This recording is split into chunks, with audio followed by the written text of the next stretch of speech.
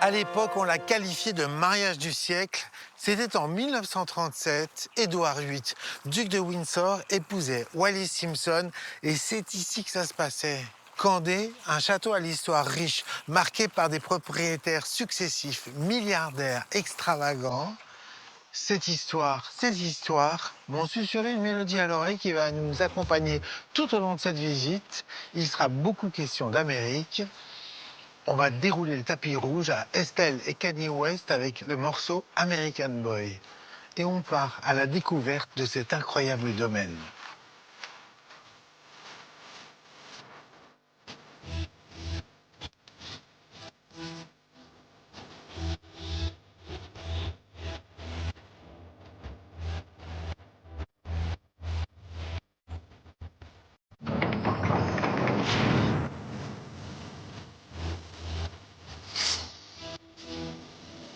Alors, vous m'emmenez dans un endroit un peu particulier. Effectivement, on va commencer par la plus belle pièce du château. Ouais, ah d'accord. Ah oui. Ah oui.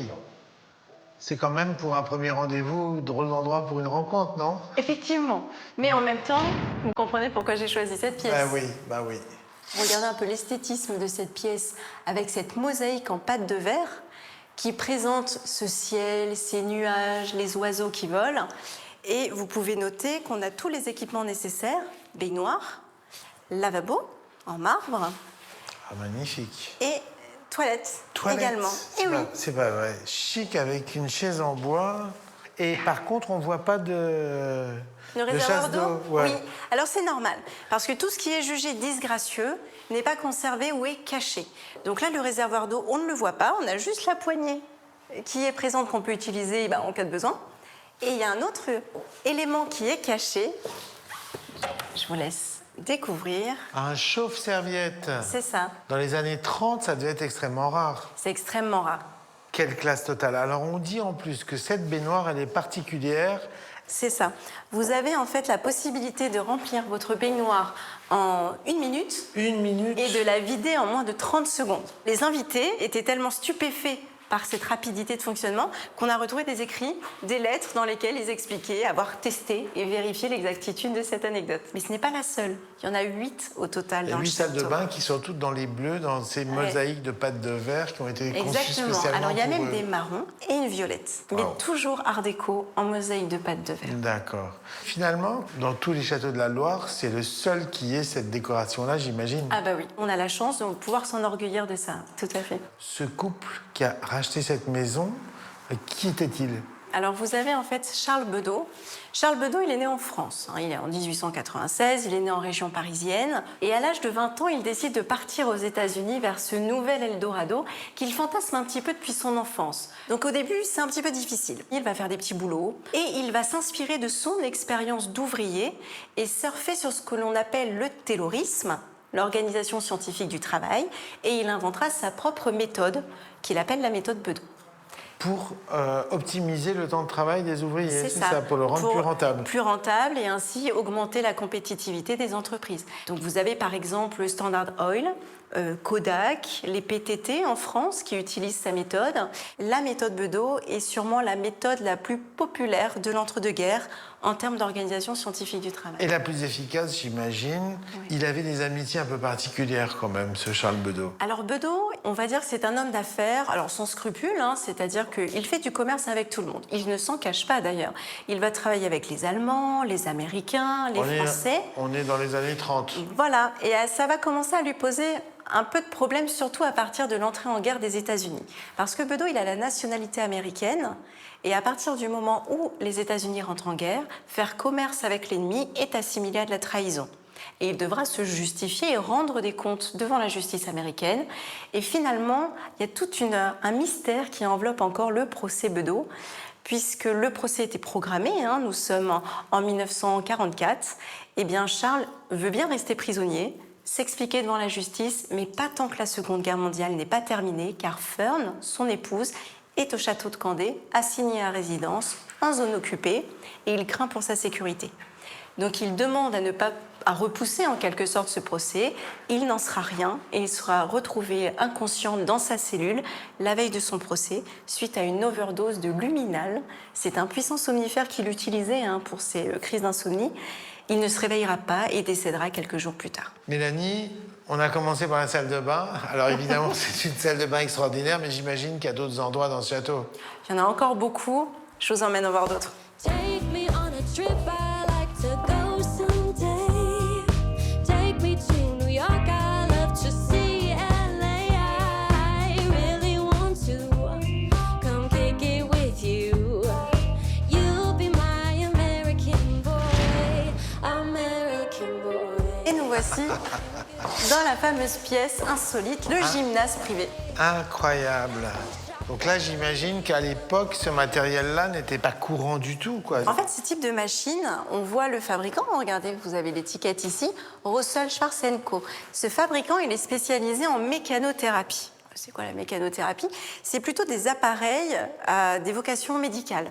Pour rééduquer, par exemple, les militaires après la Première Guerre mondiale. Donc, on va trouver des machines comme ça dans les hôpitaux.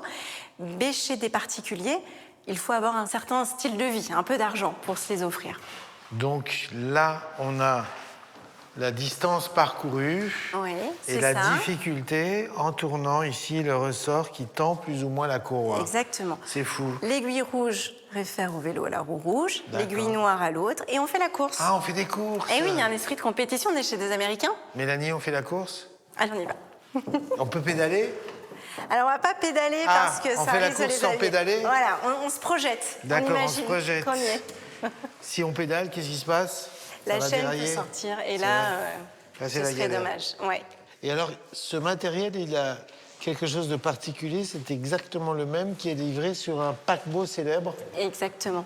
Effectivement, Russell va fournir des grandes compagnies maritimes, comme la White Star Line, avec son célèbre Titanic. Mais non! Et oui, donc dans le film d'ailleurs, vous regarderez, il y a une scène qu'on aperçoit le gymnase et en arrière-plan on devine les machines. Donc il y avait C'était ces machines-là. des machines exactement. Donc si dans ça le se trouve, il y film. avait un gars en train de pédaler pendant que le Titanic va couler. Peut-être. Bon, en tout cas, les musiciens du Titanic, ils ont joué jusqu'au bout. Et oui. Et ça, il faut les saluer pour ça. C'est vrai. Mélanie, cet endroit est incroyable. Et alors ça, c'est À votre avis? une machine à rodéo, c'est ça qui Alors c'est pas un rodéo, mais en tout cas c'est pour faire du cheval. Ah, Un c'est cheval d'appartement. Un cheval d'appartement, Eh oui. ça vous apprend le mouvement du cheval pour ensuite pouvoir Passer pas- sur un vrai D'accord. cheval. Magnifique. En tout cas, ces objets font rêver. Quant au look des poids, je trouve ça tellement plus design que ce qu'on fait maintenant, n'est-ce pas? Je peux en soulever un? Non. hein. Allez-y, allez-y, entraînez-vous. Ah oui, quand même, ça pèse son petit poids, n'est-ce pas? Je me vois en... Vous savez, ces slips de bain comme ça, avec des petites moustaches et tout, très En bien. haltérophile. Mais si vous êtes prêts, maintenant je vais vous emmener dans une autre pièce et je vais vous confier à un ami, il s'appelle Nicolas. Je vous en dis pas plus parce que c'est trop facile, mais je pense que vous allez apprécier. Ah, Allez-y. Une dégustation? Ah, vous allez voir, j'en dis pas plus.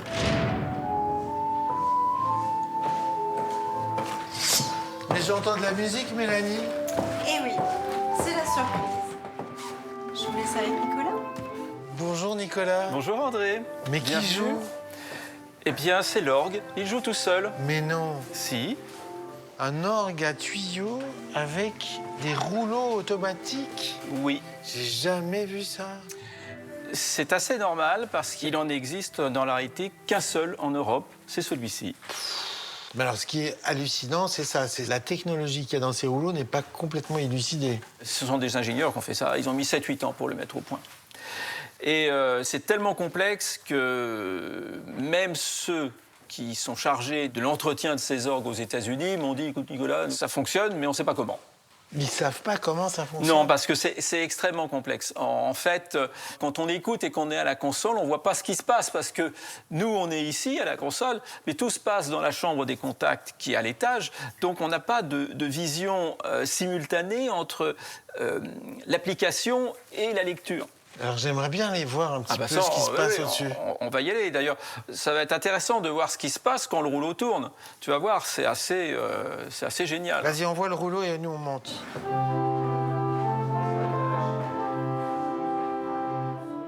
Alors ici, on est où, Nicolas? Alors ici, on a la chambre des contacteurs.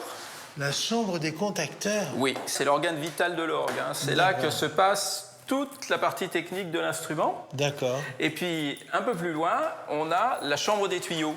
Oh là là, d'accord. Voilà, alors les 1400 tuyaux de l'orgue, 1400 tuyaux. oui, sont répartis dans 2 pièces. Ce sont les volets qui permettent que le son descende dans la bibliothèque. Il y a ce qu'on appelle une tone chute. Quand on ouvre les volets, c'est l'expression, le son est plus fort, quand on les referme, il est plus doux. Et on les ouvre et on les ferme à partir d'où? À partir de la console, donc, D'accord, ok. on a des D'accord. pédales Ok. spéciales pour ça. D'accord. C'est incroyable. Maintenant que j'ai vu ça, j'ai encore plus envie de jouer. Je peux jouer un tout petit peu? Ah ben bien sûr, tu vas pouvoir jouer, évidemment.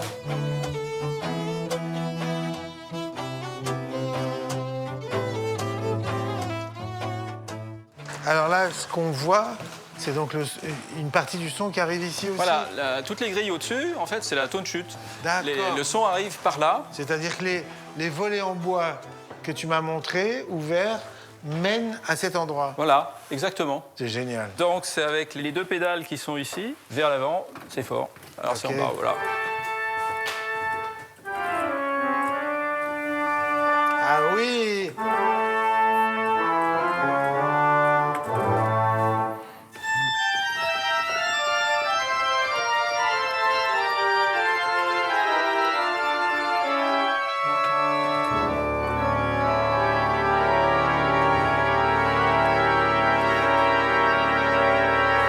Alors moi j'ai l'impression que cet orgue il est plus fait pour jouer.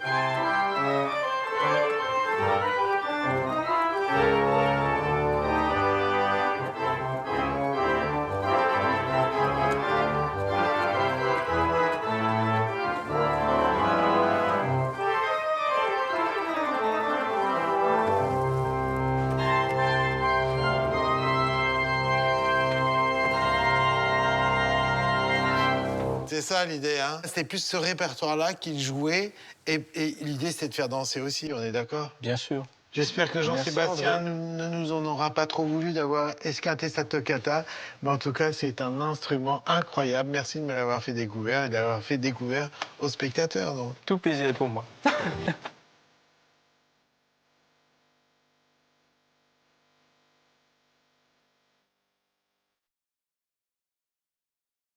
Château, c'est terminé. Exceptionnel domaine que celui de Candé. Son histoire et les aménagements successifs en font un lieu à part.